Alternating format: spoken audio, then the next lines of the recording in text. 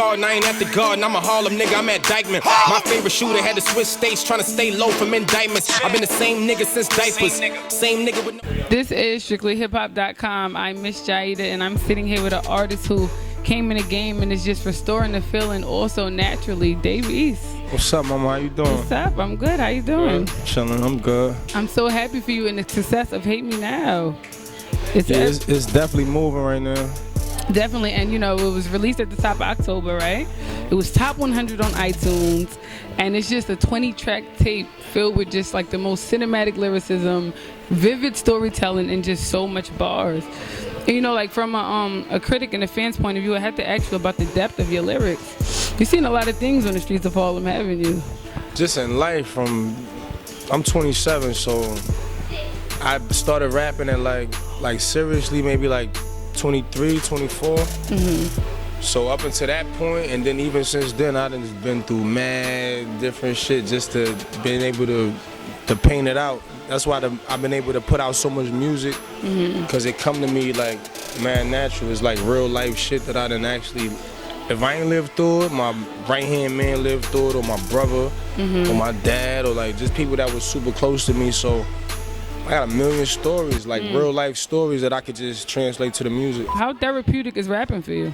It's dope because it's the first time I could vent and not get in trouble for it. Like not be mad or pop off on somebody. Like, yeah, I could go in the booth and just put all that shit on a beat or write it out on my phone or on a pen and pad and just zone out, you know what I mean? And every way I be feeling or whatever might have happened that day or just in general, I could put it on the beat, you know what I mean? And it's people that might be from Idaho or, you know what I mean, Mexico somewhere, and they relate to it because they might be going through the same shit where they from. I want to talk about the title now, Hate Me Now. You stated that the title came from, you know, the love coming with the hate, and a lot of people, you know, saying things behind your back and not in your face. And, you know, you have street cred. You made a lot of noise the right way. You know what I'm saying? You let the work speak for itself. So I'm just interested in knowing, like, what were some of the things you were hearing, like, surrounding around Dave East and the name? Was they saying you was pretending? Like, what was it exactly? Nah, it wasn't that I was pretending. Like, honestly, like, I be in Queens heavy. Like, I got my family. I got mad family in Queens. I kind of grew up over there, too. You get what I'm saying? In the Bridge and Ravenswood and the projects over there. So I was getting a lot of talk from dudes in Harlem, like, he ain't from the east side, he ain't really, why he's, you know what I mean? I was like, whatever, man, like, because before the buzz and everybody was really jacking what I'm doing, like, them same people was seeing me on the east side of Harlem and not saying, yo, what up? So I started peeping. Once it started moving a little more, dudes in Queens was saying, yo, he ain't really from Queens, and dudes in Harlem, like, so I had that back and forth in Harlem and Queens, because I be back and forth, like, so I had dudes in Queens that I kind of knew, you know what I mean, that wasn't really feeling it, and I had dudes in Harlem that I kind of knew, but they wasn't around me, so they was bothered, like, why this nigga buzzing? Then Nas said what he said, and it was all the way, like, oh, he only hot because Nas said his name. Like, I was already on the radio, yeah, I already had shit moving. Like, I thank Nas forever, like, that's big bro. But at the end of the day, I had already put down the foundation and the groundwork that make him even see it. For him to even know. Yeah, I don't know Nas. Like, I didn't know him from nowhere. It's not like I grew up with him or like he was doing me a favor. I was the little homie from his hood. I didn't know him. He was on YouTube listening to your I did not know him. I knew Jungle. You know what I'm saying? I knew his brother just from running around in the Bridge and all that. But a lot of people took that like, yo, Nas co-signed it, and that's why. He wouldn't be on if it wasn't for Nas and corny stuff like that, right? But if I wouldn't have did what I did prior to that, Nas would have never knew who I was. You feel me? So I just, at the end of the day, that's people that don't know me. That be the social media and just, you know, just the talk. Like, I feel like if ain't nobody hating on it, that's why I named it that, Hate Me Now. Because if ain't nobody really hating on what you're doing, you're not really doing your thing and whatever you're doing. Like, so you getting all that hate was kind of like a positive sign. They hated Michael Jordan, Jesus, everybody. You get what I'm saying? So at the end of the day, I could remember a time when I was still rapping, doing my videos. I was Davey, same name and all that, but it was no hate because ain't nobody know me. So once it got to a point, it was like, yo, that's homie. He on 105, 997, Flex talking about him, Nas talking about him, this one, that one.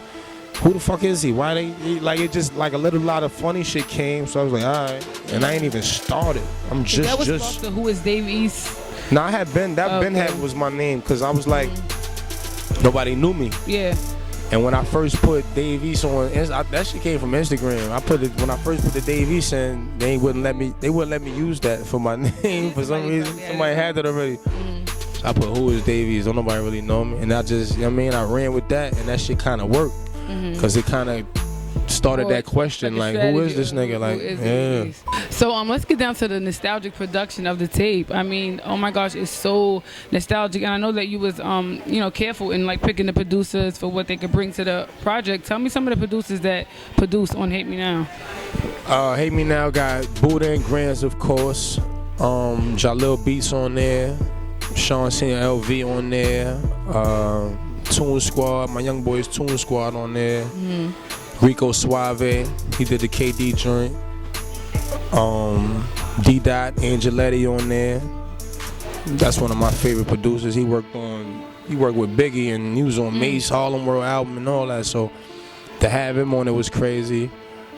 All of those producers you named, it's odd that, not odd because it happens all the time, but it's still a cohesive tape. Like all of the, honestly, they all kind of like knew my sound. Like, it's not nobody on this tape that was like a foreign producer. Okay. Like, it was dudes I never worked before, but even with Jalil, like, me and him had never really worked before, but he was kind of even in tune with just my energy. Yeah. You get what I'm saying? Like, it ain't really got to be my sound, but he was in tune with my energy. You knew what to bring to the table, basically. So he even created a record that was different from my sound. The All I Know record with Trey Pizzy, that's not my usual bounce. You get what I'm saying? So he kind of challenged me with that beat. Like, all right, I'm gonna do some different shit, but it's still me. You react well to challenges, right? Yeah, because I honestly, like, it's music. I don't never want to be putting myself in a box. Or dudes like, oh, he only can rap on boom bap beats, so he only talk hard. Like, I want to be able to do joints for the girls, the club joint, like everything. So when Jalil sent that over, it just gave me that, like, this one of them club bouncing type joints. And I could rap on any beat at the end of the day. I never put myself in a box or a category where I can't rap on no beat. Yeah. So it just fit. But the rest of the joints on there, like, they really already knew me. Like Buddha and Grands, they was on Black Rose. We under the same you could umbrella. tell that it was like, you had a relationship with all of them. Like, it's too cohesive. It's too like perfect, So there's a lot of talent out of Harlem right now. I feel like Harlem is on top of the underground. We have you, Neek Bucks, Nino Man, Cashflow. A lot of people out of Harlem. Any of those guys, are you like in cahoots with them? Nino, man. Yeah, Nino, my boy. Fuck with Nino heavy. So, I'm from Staten Island, like I told you earlier. I want you to school me a little bit on Harlem. Like, it's innovators, trendsetters. So much things came out of Harlem. What's one thing that you could say came straight out of Harlem and like the rest of the world, Jack? Just the you that nigga. Like, you feel me? Like, I ain't need nobody to tell me that, or no camera, no blog site, or I already felt like that before I got here, you feel me? So it's just like, I feel like that's natural. Like, it'd be the dirtiest dude on your block. Bummiest, he ain't got $1 in his pocket, but he feel like he that nigga. Like, that's just the aura uptown. Like, everybody move that way. Everybody a boss in their own mind. Everybody could get money, everybody could go get the new whatever. Like, that's just the energy in Harlem, you feel me? So I always felt that way. Like, and then on the East, it's like, it's grimy, you feel me? So in the mix of me feeling like I'm that nigga, I gotta watch everything around me. So that just gave me a whole nother approach to this shit. You know what I mean? Like, it's different. Everybody, like, look at Cam, look at everybody that came from Harlem all made statements. Get what I'm saying? Like, so it's just a different, even ASAP and them, shouts to their whole team. Like, I fuck with ASAP and them. Like, it's just dudes that came from Harlem always was noticed. You get what I'm saying? Regardless of how dope the music was or whatever, they was always noticed and always stood out. It was never just in the mix with everybody else. The old Cam always stood out, Jim always stood out, L stood out, Mace stood out, Ace Rocky stand out, Ferg stand out, like everybody stand out. And they all different because it's different sides of Harlem. You got uptown, downtown, west side, east side. It's different parts of this shit. So dudes on my block might not be like the dudes on Lenox Ave, or the dudes uptown might not be like the dudes downtown. So it's just a different energy, but it's all Harlem. I mean, we might be over there chilling with them, but we a little different just on our side, because there's different shit going on our side. Yeah. There's different shit going on their side. Our block might be hotter than they block. The police might be indicting everybody on First Ave, and Lenox is chilling at that moment. And then it might be vice versa. Lenox is lit, First chilling. Like, So it's just the mix is crazy. Yeah, it sounds like there's a lot going on out there. Yeah, Harlem different, man.